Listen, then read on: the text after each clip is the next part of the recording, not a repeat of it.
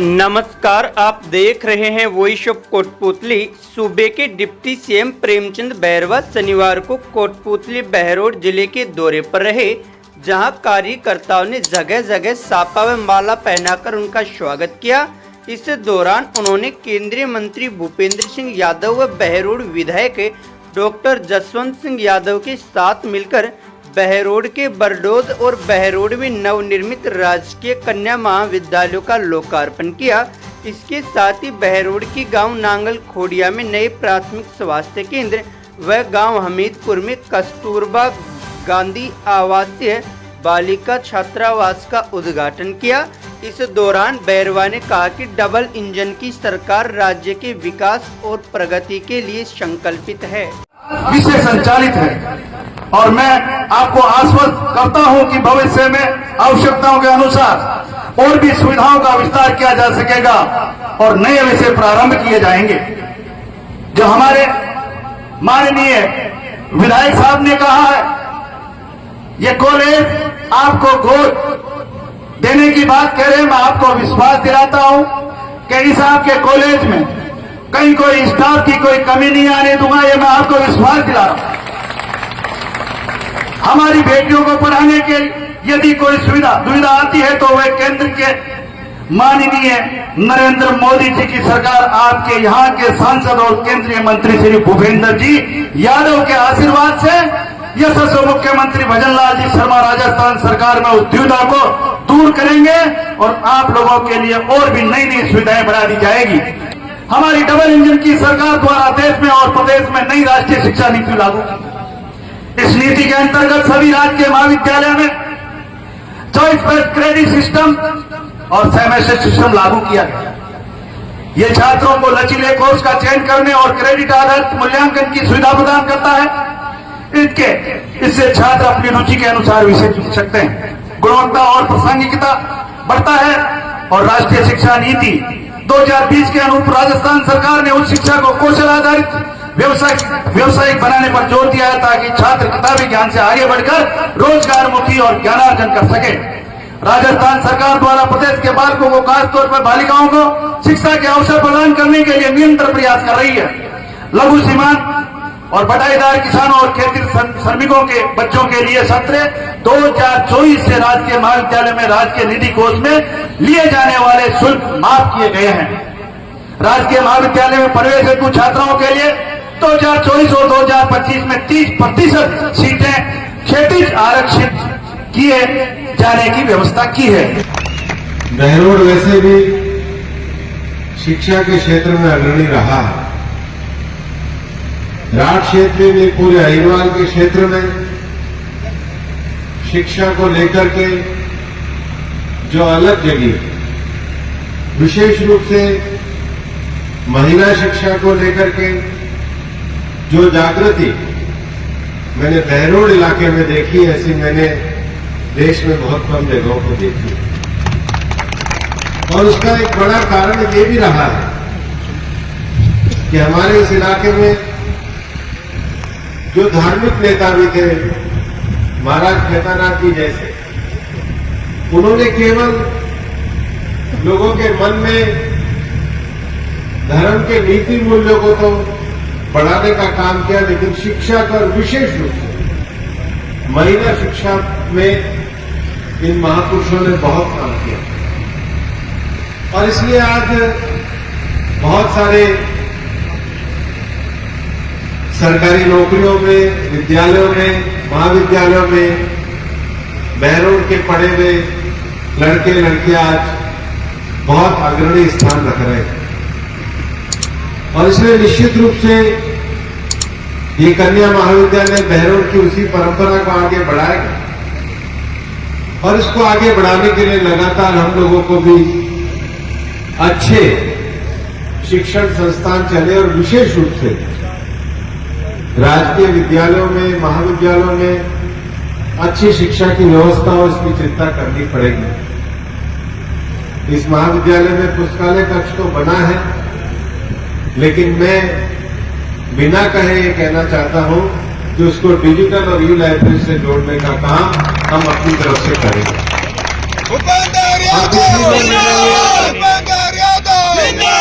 देखा भी है कि जब हमने अलवर सांसद खेल उत्सव कराया था तो बहरोड की हमारी लड़कियां खेलने में बहुत आगे थी और मैं यह अनुभव कर रहा हूं कि यहाँ पर काफी अच्छा मैदान है, तो लड़कियों के लिए अच्छे खेलने के ट्रैक का और मैदान को विकसित करने का काम इस महाविद्यालय में हम करेंगे।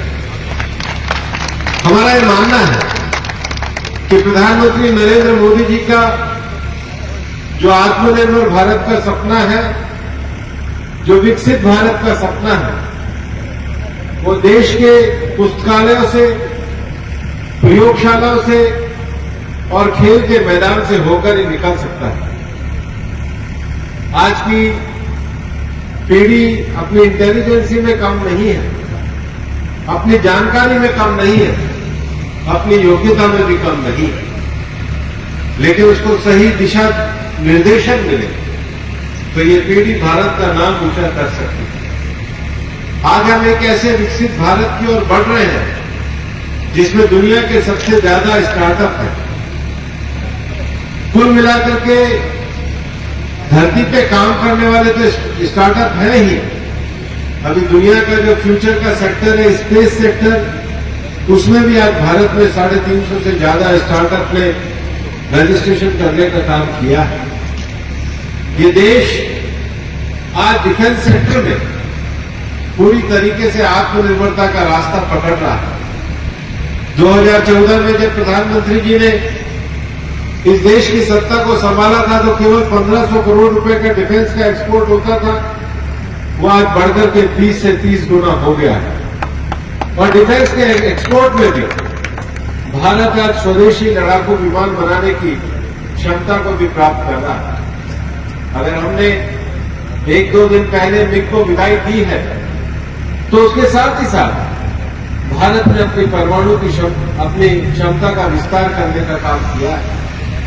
एनर्जी के सेक्टर में भी प्रधानमंत्री जी ने कल बांसवाड़ा में जिस यूरेनियम के सेक्टर के एनर्जी के संयंत्र का लोकार्पण किया है, ये इस बात को दर्शाता है कि ऊर्जा के क्षेत्र में हम आगे बढ़ना चाहते हैं। आने वाले समय में दुनिया में जो बड़ा परिवर्तन आने वाला है वो सेमीकंडक्टर के क्षेत्र में आने वाला है। हम लोगों को बहुत आसानी से मोबाइल में एक डाटा इकट्ठा कर लेते हैं, कंप्यूटर पे डाटा इकट्ठा कर लेते हैं, आर्टिफिशियल इंटेलिजेंस के आधार पे हम बहुत सारी चीजों का एनालिसिस करते हैं, लेकिन क्या हम ये समझ सकते हैं कि सबको करने के पीछे एक छोटी सी चिप की भूमिका होती है। एक चावल के जितने वाली चिप, जितने आकार की चिप में लाखों चित्र कृतियों को, फोटोज को, वीडियोज को वहां पर प्रिजर्व करने की क्षमता होती है, उसका एनालिसिस करने की क्षमता होती है। और उसके लिए आवश्यक है कि आने वाली जो नई पीढ़ी है वो साइंस में, टेक्नोलॉजी में, इलेक्ट्रॉनिक्स में और मैथमेटिक्स में, इन 4 क्षेत्रों में अपनी योग्यता को हासिल करे। कलेक्टर महोदया भी बैठी है, मैं उन्हें विशेष रूप से कहना चाहूंगा कि वो खुद भी हमारे अजमेर के कॉलेज की मेधावी छात्रा रही है, लेकिन वो खुद भी जो प्रधानमंत्री जी के द्वारा अटल टिंकरिंग लैब दिए जाते हैं, वो अटल टिंकरिंग लैब ठीक से स्कूलों में चल रहे हैं या नहीं चल रहे, उसकी चिंता करें। एक एक एसडीएम को और एक एक अधिकारी को नियुक्त करें कि महीने में बाकी सारा काम करिए, लेकिन एक दिन 2 या 3 अटल टिंकरिंग लैब में होके आइए। ये देखिए कि सरकार ने अगर कोई सुविधा ग्रामीण क्षेत्र के बच्चों को आगे बढ़ाने के लिए दी है तो वो चीज ठीक से जमीन पर उतरी है या नहीं उतरी है। अगर विद्यालयों में ये लाइब्रेरीज, ये अटल टिंकरिंग लैब, प्रयोगशालाएं, इसको ठीक से संभालने का काम भी अगर हमारे आरएएस और आईएएस अधिकारी करेंगे तो मैं ये कहना चाहता हूं कि प्रतिभाओं की कमी बहरोड के क्षेत्र में नहीं है, लेकिन सुविधाएं अगर ढंग से पहुंच गई तो ये प्रतिभाएं आसमान को छूने की ताकत रखती है। मैं बहरोड से तो बचपन से परिचित, नेशनल हाईवे पे बसा हुआ एक कस्बा अपने लोगों की व्यक्तिगत उन्नति में तो आगे बढ़ा है, लेकिन सामूहिक रूप से कुछ चीजों को हमें आगे बढ़ाने की आवश्यकता है।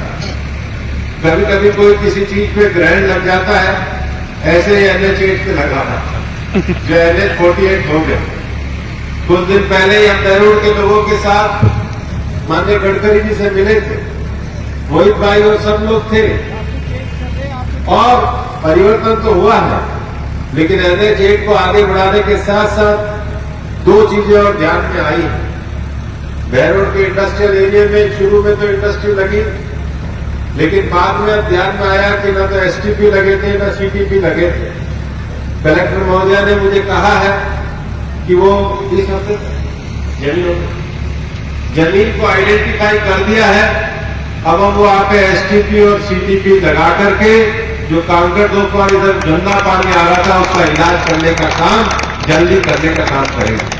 और उसके साथ ही साथ मेरा ये मानना है कि एक तो रिको की कॉलोनी कटने के बाद बहरोड का विकास दूसरी कॉलोनियों में चला गया। मैं माननीय मुख्यमंत्री जी से डॉक्टर जसवंत यादव जी के साथ लगातार आग्रह करता रहा हूं कि बहरोड को, नीमराणा को और कोटपुतली को मिलाकर एक UID दी जाए, जिससे यहाँ का सुनियोजित शहरी विकास हो सके। और इसके लिए पूरी तरीके से प्रतिबद्ध है। इस जिले में बहरोड का जो स्थान रहा है उसको आगे बढ़ाने के लिए हम मिलकर के काम करते रहेंगे। और अगर अभी तक आपने चैनल को सब्सक्राइब नहीं किया है तो चैनल को लाइक, शेयर व सब्सक्राइब अवश्य करें। जिले की तमाम छोटी बड़ी खबरों को जानने के लिए बने रहे वॉइस ऑफ कोटपुतली के साथ। बालाजी फिनसर्व, जहां मिलती है आपको वाहन बीमा, स्वास्थ्य बीमा, म्यूचुअल फंड, जीवन बीमा, फाइनेंस, साधारण बीमे की सभी सुविधाएं। कार्यालय बानसूर महाविद्यालय के पास, बाईपास रोड, बानसूर। मुख्य कार्यालय लालकोठी, कोटपुतली। अधिक जानकारी के लिए संपर्क करें 8302367656।